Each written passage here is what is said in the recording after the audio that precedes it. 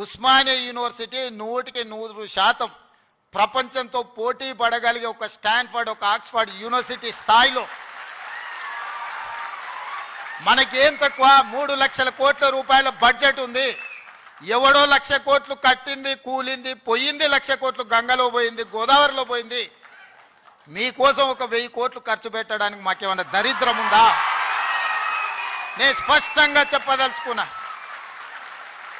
ఈ సంవత్సరం విద్యాశాఖ కోసము 40,000 కోట్లు ఖర్చు పెట్టిన 40,000 కోట్లు ఈ సంవత్సరం young India integrated residential schools 100 నియోజకవర్గాలలో 100 young India integrated residential schools, ఒక్కొక్క స్కూల్కి 25 ఎకరాల స్థలం, 200 కోట్లు, 20,000 కోట్ల రూపాయలు ఈరోజు యంగ్ ఇండియా ఇంటిగ్రేటెడ్ స్కూల్స్కి నేను సంతకం పెట్టించిన.